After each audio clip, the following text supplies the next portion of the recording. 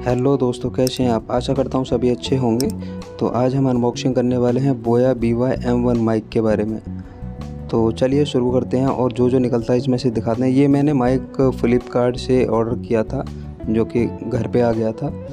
तो ये देखिए, ये पाउच निकलता है सबसे पहले इसके अंदर, और इसी के अंदर हमारा रखा होता है माइक। तो चलिए माइक को बाहर निकालते हैं। तो ये देखिए माइक, ये माइक आपका काफ़ी लंबे वायर के साथ आता है, जो कि 6 मीटर वायर होता है।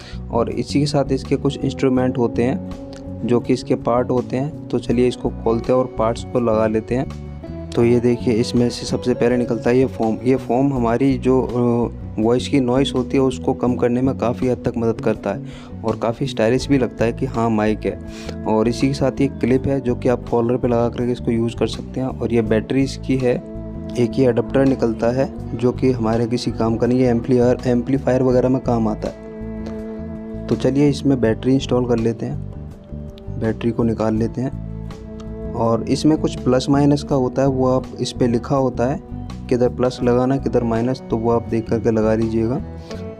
और ये स्टील का होता है, काफ़ी मजबूत होता है। और ये देखिए, ये क्लिप दी गई होती है, इसको बेल्ट वगैरह में लगा सकते हैं आप। और साथ ही ये बटन है, इसको ऑफ़ करके ज़रूर रखिएगा जब आप यूज़ नहीं करते हैं। तो चलिए इसकी कॉलर क्लिप को भी इंस्टॉल कर लेते हैं अभी।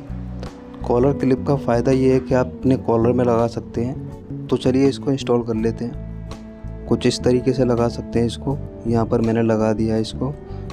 तो मैंने यहाँ लगाया है, आप इसके ऊपर भी लगा सकते हैं, जो कि काफ़ी टाइट रहता है। तो यहाँ से थोड़ा सा लूज़ रहेगा। मैंने इसको बाद में ऊपर की साइड में लगा लिया था। अपने हिसाब से इसको इंस्टॉल कर लीजिएगा जहाँ पर आपको कंफर्टेबल लगे।